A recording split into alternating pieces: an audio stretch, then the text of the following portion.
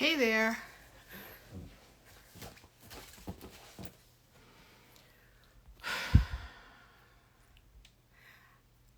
Hey there, folks. I just need to get Jeanine on, and I gotta figure out how to make sure this puppy is public because I am not sure on how to do that.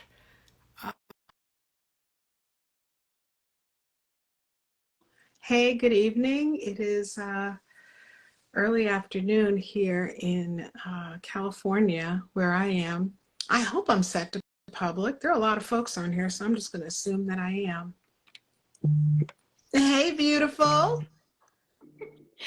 Hey, you're definitely on. Am I okay? Okay, I'm jet lagged as a mofo. So I am, it's 1 o'clock in the afternoon, but it feels like 6 o'clock in the morning to me. How are you doing? Oh, good. I'm on the other side of the pond, so it's a little bit later here for me. So I I'm know, doing good. Doing good. I know. We'll see how we do. So, y'all, we haven't seen each other, Jeanine and I, in a couple of weeks. We've been uh, traveling ships in the night or in the day or whatever. So we haven't Mm-hmm. seen each other. So it's good to see your face, sister love. Um, so thank you all for joining. So we have this brief to make sure that we don't miss any of the important information. Hi, Kitty Girl. Hi, Supreme. Zoe. Thank you all for joining. So, Jeanine, why are we here? What are we doing? So today we're going to just have a conversation and talk about just some questions that have been tossed out there about LA specifically, and why we chose LA as a location, and sort of the things that we can, LA-based information that we can kind of share with with the public. Yeah, cool. So I guess first of all, let's start off with introductions. Okay. We just kind of busted on as if everyone knows us. Yes, Coyote Lou, Ileen Gallagher. I don't know why. I just saw Eileen's name flash across the comments, but I don't know. I don't know why. So Jeanine, why don't you let's do introductions, and then I guess we can get into it. Okay. So I am Jeanine Heriveaux. I am Jean-Michel's youngest sister and Lisane's youngest sister. And I think this is the first time I've ever heard you actually say that.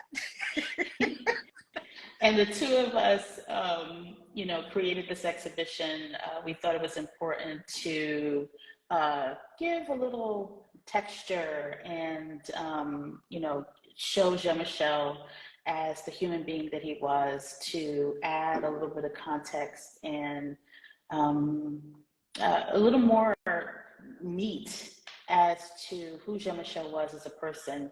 And we did this show in New York last year and decided to move it to LA this year. And so we opened in at the end of March. And we're just here to provide whatever information that we can to those that love him as much as we do. So I think so I'm Lisane Basquiat. I am Jeanine's older sister. We don't say that very often because we're so close in age. We're actually 3 years apart. But most of the time Jeanine says 2.5. And then I'm like, no, it's 3. So I am the middle child, 4 years younger than Jean-Michel and 3 years older than Jeanine.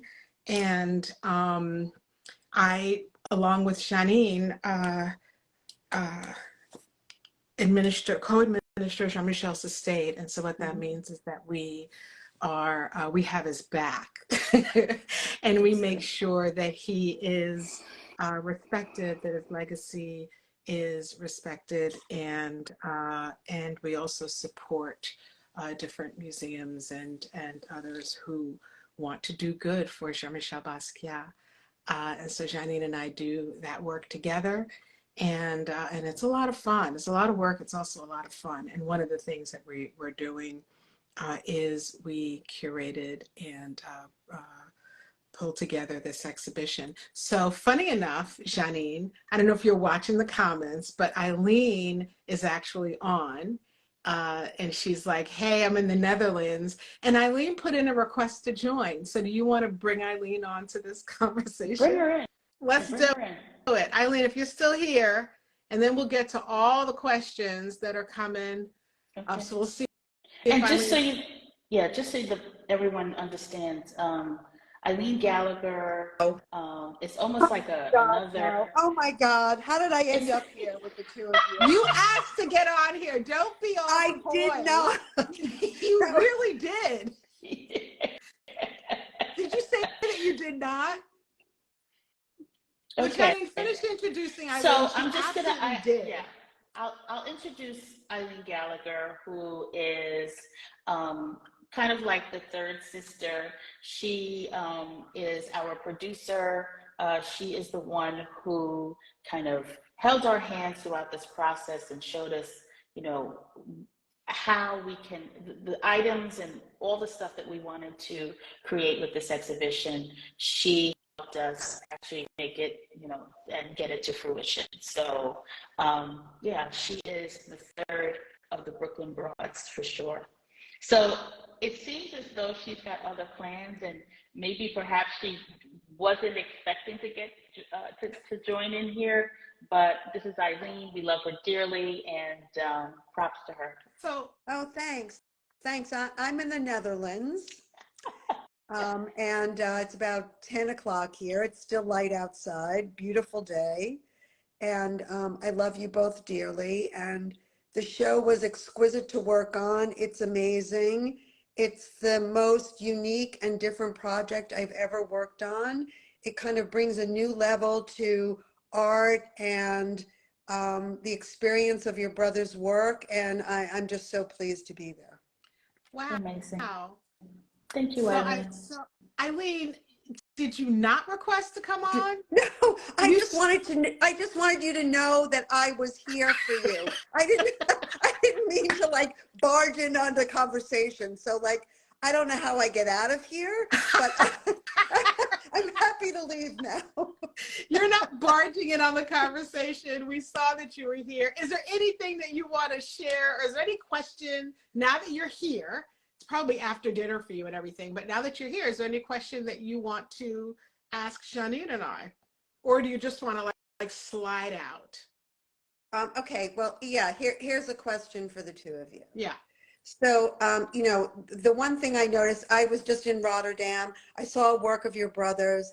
It was so incredibly moving to see that work in Rotterdam, because when I look at his work, it looks as fresh and unique and as poignant as the day he made it. And that's a crazy thing, because I've been looking at a lot of art over the last couple of days, and so much stuff looks dated, and his work looks incredible. So just speak to why, you know, I know you guys wanted to do this, it was from the heart, but his work, why do you think it still resonates so much with people? That's a great question. I think that it resonates because it's still so relevant. You know, Jean-Michel was such a visionary. He was one who really painted with his feelings about the issues that he was dealing with, you know, as a man in, you know, his everyday lives. And just, he was great at giving those feelings as to what, you know, what he was feeling. He was able to capture that on canvas. And so because those things are continuing to affect us today, I think that's why it's so relevant to those that see his work, you know, today. Yeah, I think he also used super high quality painting ingredients.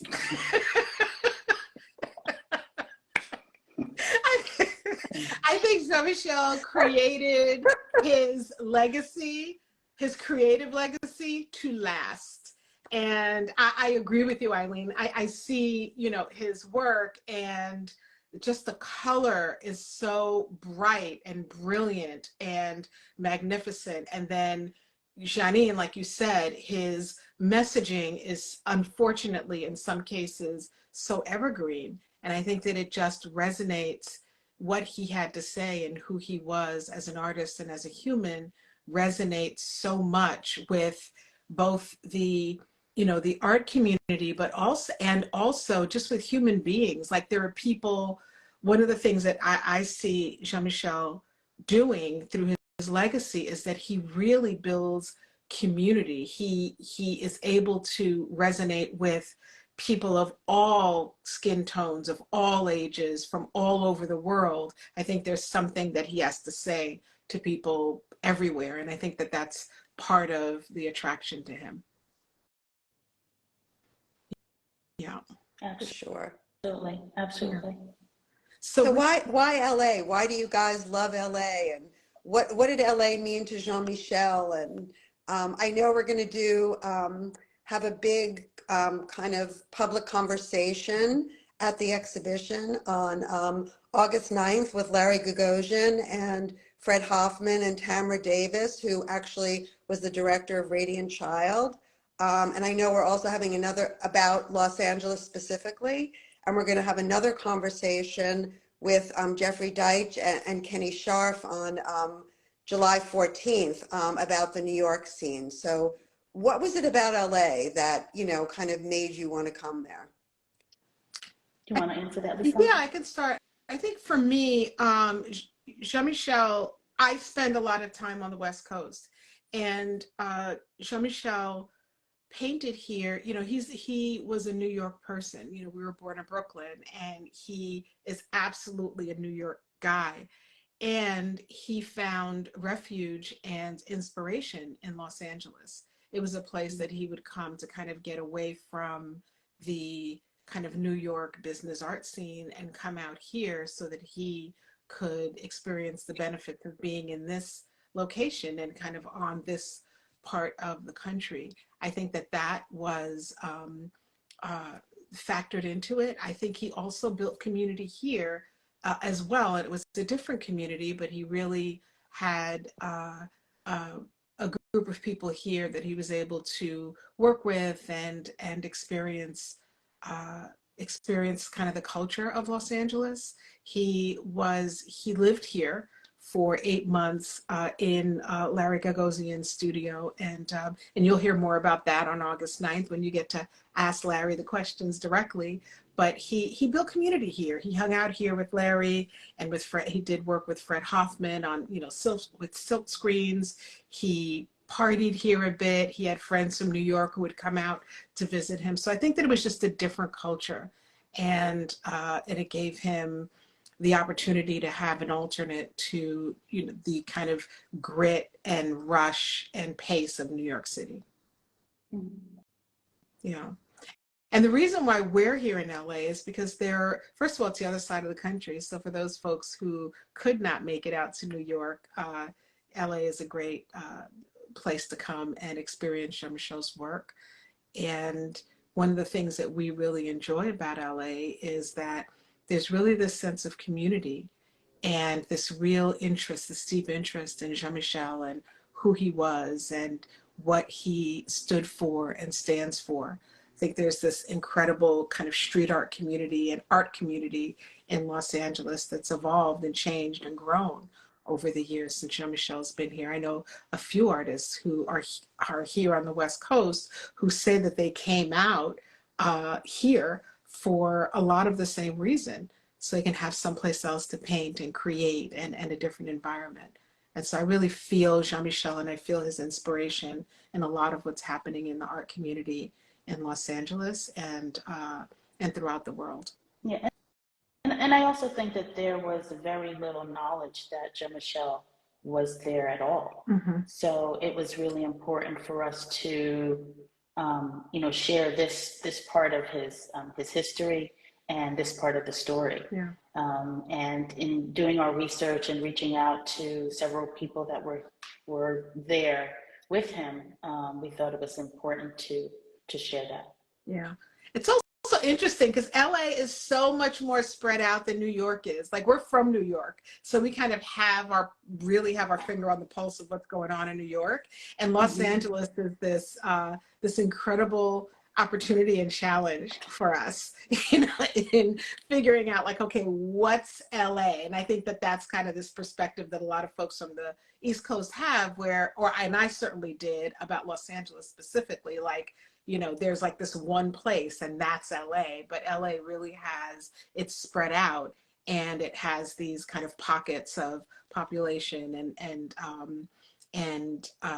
people. And it's like, how do you get people out of the house in Los Angeles to actually come drive, a few miles to come see the exhibition? So what we did is we're in downtown LA and felt like, and right there on the same corridor as the Broad and LACMA and the Disney Concert Hall, the Colburn Music School, where we just did a panel discussion the other day with Chuck D and Gil Vasquez, who manages the the Keith Haring Foundation. And so we really wanted to be kind of in that general environment so that we were kind of playing on the same block and able to build partnership and relationships with those other institutions. So we have a lot of questions. Do we want to, Ileen, I love that we have you stuck on here now. I'm happy to be here. I just want to add one thing. I just want to say that Larry Gagosian tells this great story about going with Jean-Michel. Jean-Michel was quite a fashion maven. He loved fashion. He loved really beautiful clothes. He was a good-looking guy. He was a sharp damn good-looking guy. Yes, ma'am. And he tells a story about taking Jean-Michel to Maxfield's in LA, the very fabulous high-end store. And Jean-Michel's shopping for a suit, buying this beautiful gray silk suit. They pinned up the cuffs and he walked out the door. And I'm just bringing up this story because Lisane's going to be doing a book signing at Maxfield's yes, I am. on July 13th. And it's going to be a fabulous event. And it's great that it's going to be there because, that's one of the scenes of the crime, basically. So. Scenes of the crime. Eileen's funny. Jeanine, let's talk about the LA map. Okay. Yeah. So one of the questions is, what was our process in choosing the locations that are featured on the map? And so having interviewed Fred Hoffman and Tamara and Larry, we found out there were quite a few places that Jean-Michel frequented, being Mr. Chow and Spago and Maxfield, as Ileen mentioned. He spent quite a bit of time down in Venice Beach, on the corner of Market Street and Ileen, help me out.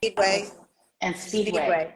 Yes, and also he spent quite a bit of time at the L'Hermitage Hotel as well. After partying all night, he would end up there, and he frequented quite a lot of different locations, but those were some of the ones that we specifically put on the map. But you must come out to the exhibition in order to see the map and kind of see if there are places that you're aware of that are still there, not there, that you may, have experienced yourselves. He actually lived at the L'Hermitage for a bit. Yeah, that's true. We love the L'Hermitage. Okay, so we have a bunch of questions in here. Do we want to kind of see what people are saying here? Let's see. I did catch somebody earlier on who was asking, if we had pricing for all. We do have reduced rate pricing for senior citizens, the military, and as well as for students. But we also have free nights on Thursday nights. The first Thursday of the month, we have a free hour and a half where people can come in and see the exhibition. You can check our website to get that exact time of the day. And then we also have school groups that come in. Even now that school is out, we also have school groups that are coming in throughout the summer. And, you know, we're giving free visits to Title I schools. And we also have nights where people come in and they do art. We have art lessons that adults can do with their children, and that is also on Thursday nights as well. Yeah. Hey, Joseph, I see you're on here. Mr. Cooper, you were the one who asked that question about free nights, so we are, or the ability to see the exhibition. So there is your answer. Let's see, we have some questions. Ask your questions in the comments. We'll be on for a few minutes, and so let's see if we can answer as many of them.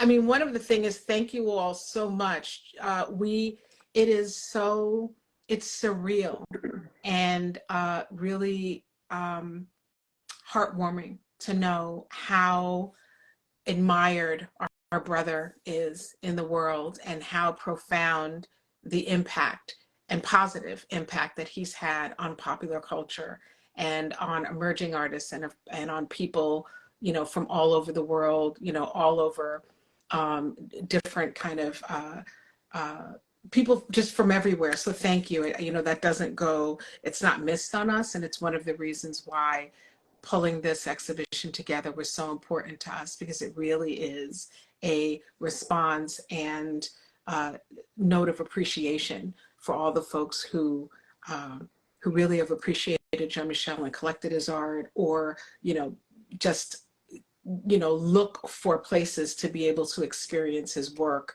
all around the world, whether it be on an item or whether it be, you know, on a wall in an institution. And so we just wanted to acknowledge that, because we know that it takes, you know, a lot of people who really, you know, hear Jean-Michel's message and appreciate him. Ileen, there was someone that was asking what museum in Rotterdam did you see the painting? It was in the depot. It was, so the depot is where they have kind of an art storage for another museum. And they have this really fascinating exhibit where they have just Jean-Michel's work displayed next to Pierre Mondrian, but you can see the front and the back of the painting simultaneously. So it was great. And actually, this was one of the few paintings that he actually signed from 1983. Yeah, I saw so that was pretty Oh, extraordinary. wow. Yeah. Wow. Someone in the comments mentioned that they'd seen the show 3 times. We see that quite a bit, where people just come back. It's, you know, there's so much to see. And what's great about the installation in New York, I'm sorry, excuse me, in LA, is that we have this beautiful outdoor courtyard space. And the reason that one of the reasons that we created that for visitors is because it gives you a chance to really experience and process the works as you're walking through the galleries. So you have this opportunity we have a couple of seating areas in New York that was only at the end of the exhibition, but there's so many works and there's so much to process that we wanted to make sure that you had the ability to kind of sit and take it in you know, throughout the exhibition as you're going through. Someone said they're flying down from Oakland. That is amazing, amazing. Let's see, do you all see any other questions? Are you coming to Atlanta? We don't know. We are in Los Angeles now. Easy flight. Easy. It really is easy. My favorite painting in the exhibition. You know, that we get that question a lot, right? Ileen, what is your favorite? What are you feeling right now? Oh my God, that's really hard. I love the drawings because the drawings are such a surprise. Yeah. And you know, when you go, so many times when you go to see Jean-Michel's work in a museum, it's all paintings. But I think the drawings reveal so much. It's kind of like breadcrumbs to his master works. Yeah. And that's what's so absolutely fascinating. So I love the drawings. And the drawings tend to have a lot of detail and kind of little messages and little surprises, you know, that speak to our childhood. And, you know, there's one drawing that we call it a family tree, and it really isn't, but we call it a family tree because it captures so many of the people that are on our maternal side of our family. And so it's always heartwarming to see that drawing whenever we go in there. Yeah. Garbage3_cat asked a really interesting question. If he was still alive, what do you think he would think about all the artists with similar art style? For years, honestly, just straight full disclosure, I was a little like, why are they copying Jean-Michel? And then I kind of got to a place where I really recognized it for what it really is, which is such a nod to Jean-Michel. I actually am really, I think it's amazing. I think that people who are inspired by Jean-Michel's style of painting, I think it's a nod of appreciation and respect for Jean-Michel. I think being inspired by Jean-Michel is very different from kind of trying to replicate his work. Those are two completely different things.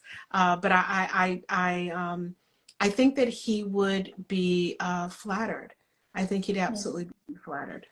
Yeah, and I think, you know, pretty much all artists draw inspiration from someone that they admire. Yeah. You know, I can see, you know, I was at the Picasso Museum this past week, and I saw sort of some things that I can see where Jean-Michel was absolutely inspired by him. Right. So, you know, that is something that just occurs naturally with artists. Yeah, absolutely. I think artists do that, you know, with each other, whether it be in music or art or visual art or anything. I think it's, you know, creativity is shared. Let's see, a lot of, you know, painters who are in here, like I'm painting, or, you know, can you bring the work here or there? Let's see, saw King Pleasure in New York City last year. Thank you, Grant. Let's see, what other questions? Somebody asked about how you felt about the hip hop community embracing Jean-Michel's work. It's interesting. I mean, Jean-Michel loved hip hop. He really loved all forms of music. While he was, you know, working and painting, he was listening to all sorts of music at the same time, whether it be Stevie Wonder or jazz or reggae or hip hop.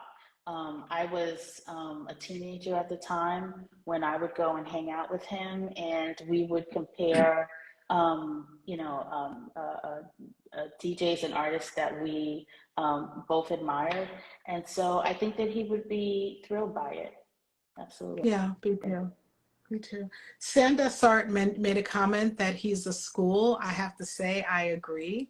Jean-Michel's always teaching you something, you know, and a lot of it is like in your face and mirror in your face, like this is what's happening in the world, and, you know, really kind of holding a mirror up to all kinds of things, topics that you wouldn't necessarily expect or at the time you wouldn't expect an artist to talk about. I mean, things from capitalism to racism to social justice to the way that we treat animals, and, you know, to, you know, space discovery, space voyaging and that kind of thing. And so he really is a school.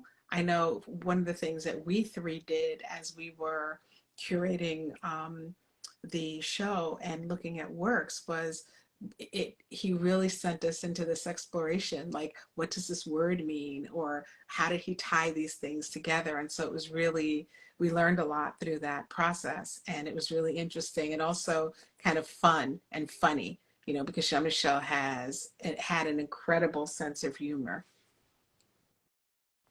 Someone also asked what kind of food Jean-Michel liked. Oh, you know, everything from, you know, he went to Mr. Chow quite a bit. He went to Spago. He loved Asian cuisine. He loved French cuisine. While he was in Paris, he would go to a specific bistro. But he also loved, you know, Puerto Rican food. He would go visit our grandmother because he loved, her style of cooking. So he had a great palate, and he just loved all things good, quite frankly. Yeah, I don't know if you've heard the story of how Jean-Michel I know for me, introduced me to fondue. And he had this really elaborate kind of thing at home when we lived in Brooklyn and as kids. And he did fondue, and like it was just so carefully kind of pulled together. And we tried fondue for the first time. So he loved, and he also ate at Dean and DeLuca. So he loved good food. He really did.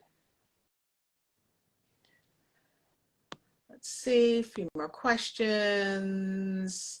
I love this. Grant Catton says that he saw Jean-Michel's work as a teenager back in the 90s, and it was like he gave us permission to do whatever we wanted on the canvas. Mm.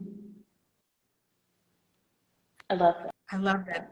Yeah, I think he did that for a lot of people. I think that he really gave people the permission to just do you, be you, express what you want to express. Don't contain yourself, but just say it freely. To your knowledge, did you have any influence from the Harlem Renaissance, maybe specifically Langston Hughes? I don't know of any work where he specifically makes reference to Langston Hughes. Do either of you? I can't say that can't say No. that I do. Not sure, but he took, Jean-Michel would see a bubble, a soap bubble, and paint or draw about it. So I don't know. Jets and Dreams wrote his or her thesis on him in college 20 years ago. Oh, wow. Can I get a birthday shout out for your friend, Jordan Taylor, MNSU 18? Yes, happy birthday to Jordan Taylor, MNSU's friend. You were supposed to put the person's name in there. That's crazy. That's crazy. Okay, let's see what else.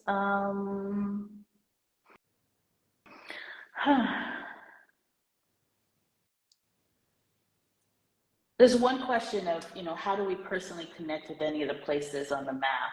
Have you visited or explored any of them? So it's interesting that, we did go over to Maxfield's. Lisane will be at Maxfield's doing a book signing on July 13th. We also spent quite a bit of time at the L'Ermitage, not even realizing when we went that Jean-Michel had actually spent some time there. So it was quite eerie to get that information after the fact. And so that place holds a special place for us. We also went down to Venice Beach and kind of explored that neighborhood and, looked at the building of where he was. And so that also was, felt really good for us to have that experience and imagine Jean-Michel down there and getting so much inspiration and warmth from that community.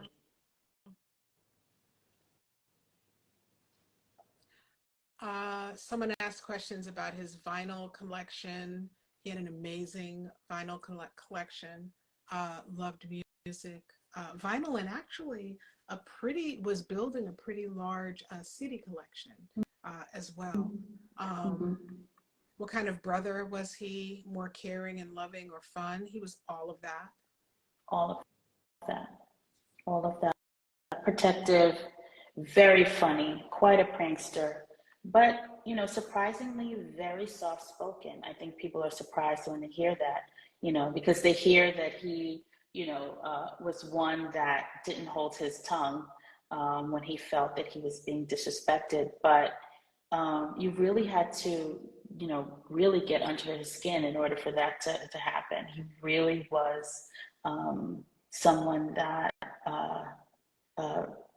soft-spoken, as I said, but also he really was one that was great with one-on-one conversations. He loved to really give you his time and really take the time in order to get to know people and form, you know, a unique bond with you. I have a question for you, Ileen. Okay. You mentioned that this project is different from others. What was it about this besides the fact that it's Jean-Michel Basquiat? Like, what was it about this project that that enticed you, or that made this interesting for you? Because you have a long career and you've done some amazing things. And so, what was it about this, outside of, again, the fact that it was Jean-Michel Basquiat?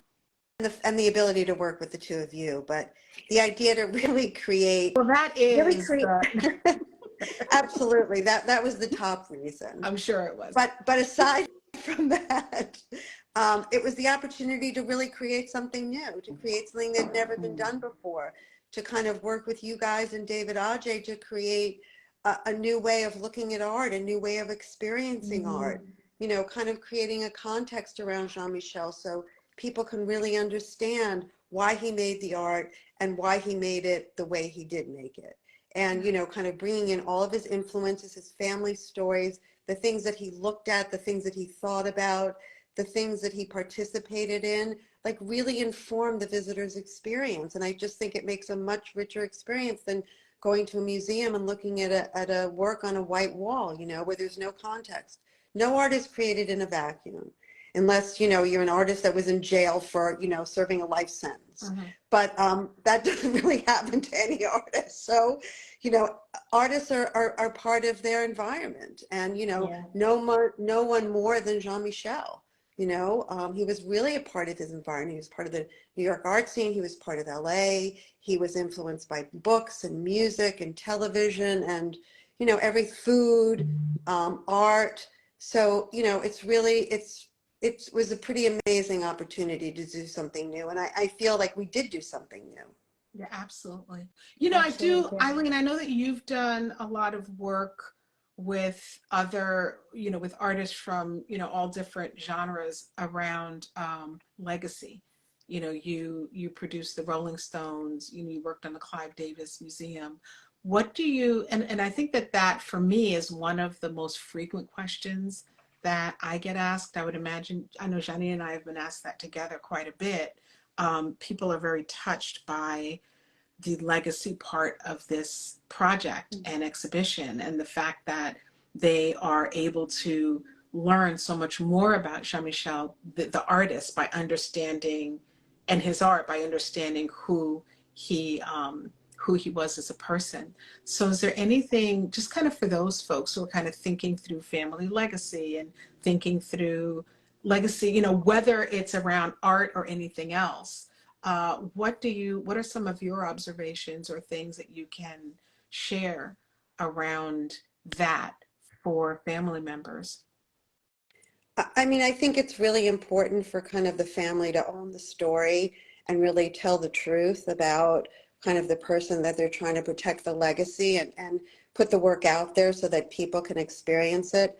I mean, I think one of the things about this exhibition, aside from, you know, the artwork and particularly the drawings, is, you know, the video interviews that Sophia, Jeanine's daughter, did are really poignant and very important to the texture of the exhibition. And I swear, every time you say, Lisane, in that video, you know, what would you ask if Jean-Michel was still alive? And you say, just that he's my brother and I miss him. Like, I tear up every time you say that. You know, it's just like that's the whole thing. You know, that's the whole crux of it, basically. Yeah. So. Yeah. Agreed. Yeah. Hmm. Yeah. Thank you for that. I think that that's one of the things for me that has been the most interesting to navigate, is that this is, you know, this is Jean-Michel Basquiat, but Jean-Michel Basquiat happens to be our brother. And, you know, and there's like this interesting dance that we do between protecting his legacy professionally and creatively, and also experiencing and processing the loss of our brother and our father and our mother in all of this as well. And it kind of, it's an interesting dance that we're doing. because the other part of it is that, yes, Jean-Michel happens to be, in my opinion, one of the greatest artists ever. And he's also our brother. And so the love and the respect and honoring of him is not just about that. This is the way that Jeanine and I are able to do and accomplish what we're able to do together, or the fact that our children are able to participate in the ways that they're participating. It's because family is like a really important thing to us. And while also navigating the fact that our brother happens to be someone that is kind of like everybody's Jean-Michel. And so I always feel particularly like, it's always interesting when people are like, he would think this and do this and do that. And I'm just like, well, this is this is our brother.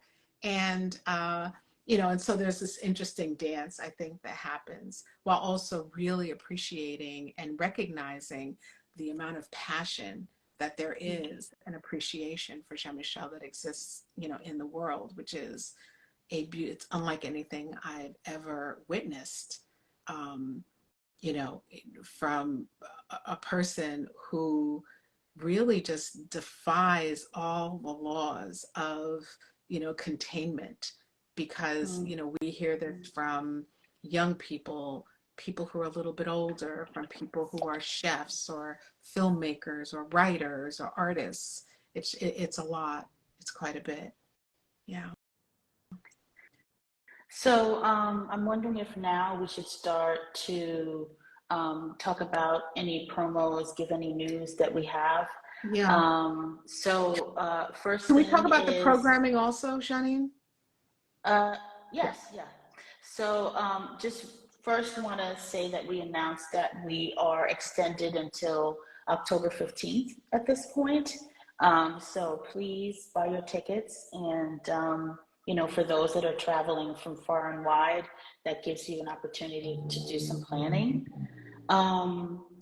We for the weeks in June, we started doing June Fridays, where we have a DJ and free drinks in our space.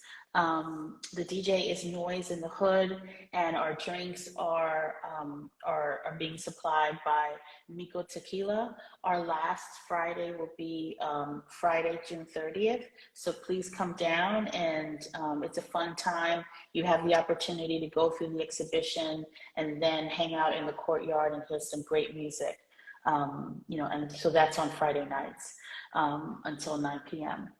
Also, as I mentioned before, we have free Thursday nights that people can come in and see the exhibition, as well as those nights where people can come in and do some artwork with their children.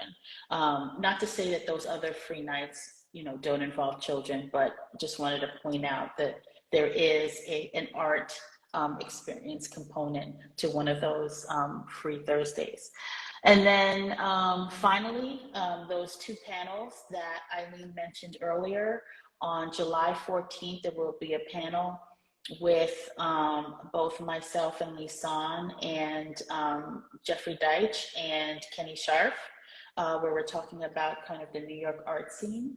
And then again on August 9th, Lisane and I again will be in attendance in the Michael Todd room with Larry Gagosian, Fred Hoffman, and Tamara Davis. And that should be an amazing discussion talking about all things that happened in LA in 82, 83, 84, 83 and 84 when Jean-Michel was there.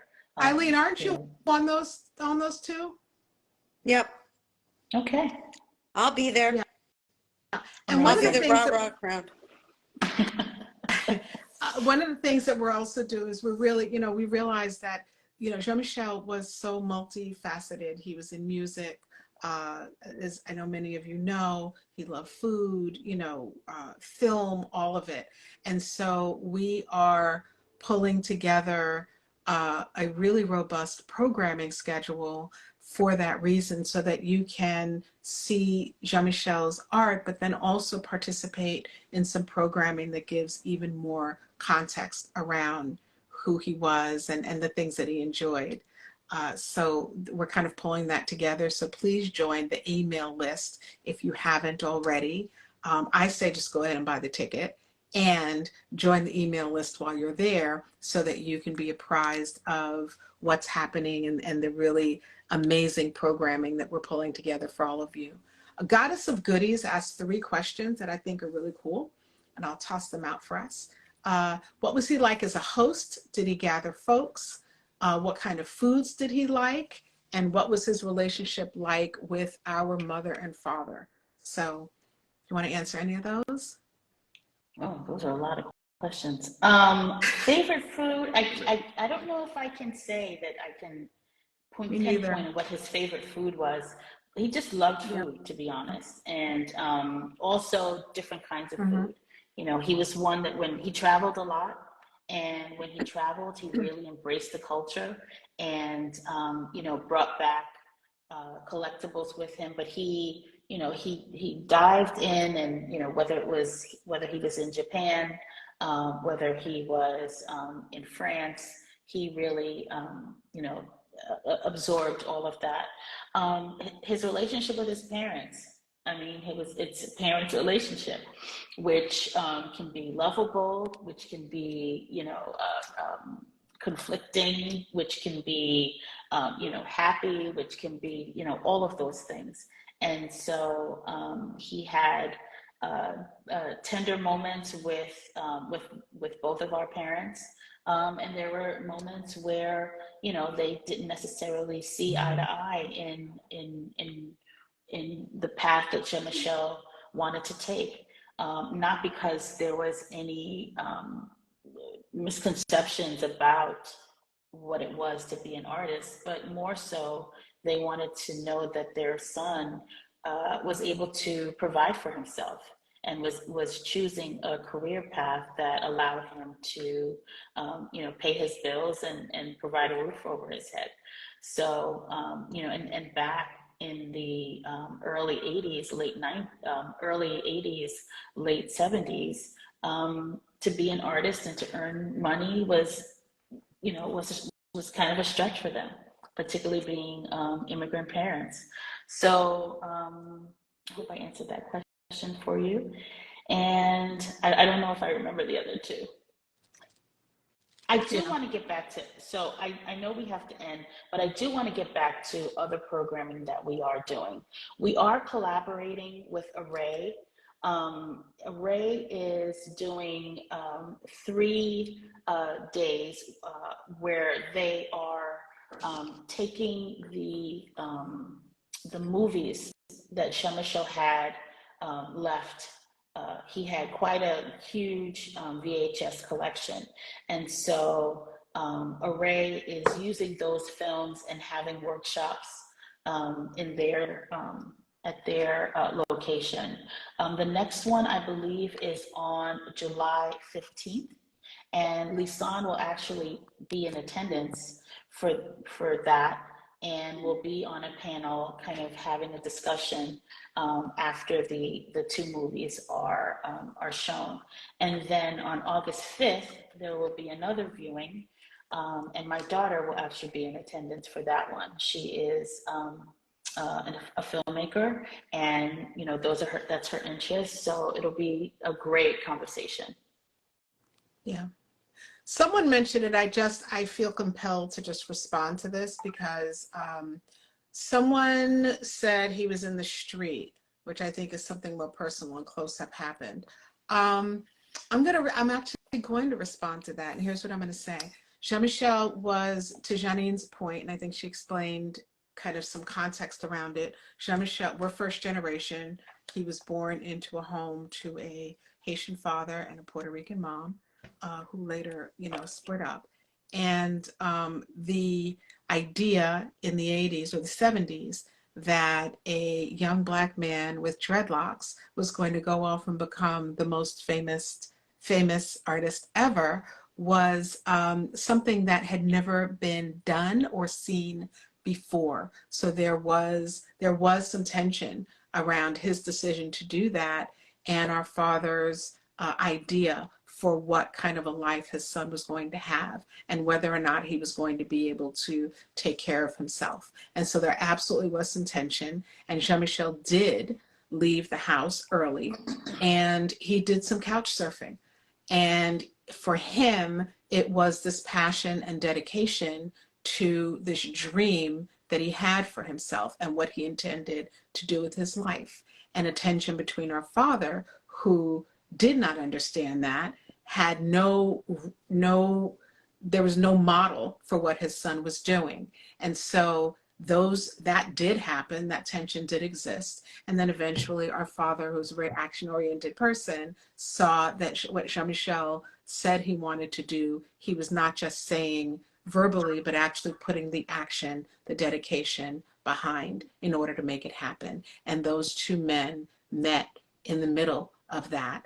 And as you all know, Jean-Michel passed away, but they did meet in the middle of that, where there came a point where our father started to see, understand, and respect Jean-Michel's decision. So I didn't want to just let that go, and just wanted to make sure that it's not, for us, yes, those are some of the details of Jean-Michel's journey that are, just part of the journey of a person who really has that kind of dedication. So I encourage all of you, not saying to couch surf, but I encourage you that if there's something you really, truly want to do, you make that thing happen. You do all the things that it takes to make that happen, whatever those things are, and that you also balance the creativity, the art, the passion with business acumen so that you can really make your dream happen, whatever that is.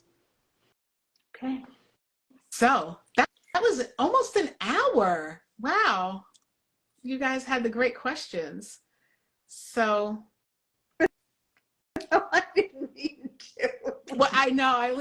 It's like 4:00 in the morning and I was planning to go to bed and I just wanted them to know, and here I am. All Okay. right. So I want to say thank you guys for joining and tuning in. We had a great conversation, very impromptu, bringing Ileen on, but I think that she added a great dynamic to the conversation. Always. So thank you so much, and hope to see you at King Pleasure LA, which is downtown LA at the Grand, 100 South Grand Avenue. Thank you. Yeah. Buy your tickets. See you all later. Have a great rest of your weekend. Bye. Bye-bye.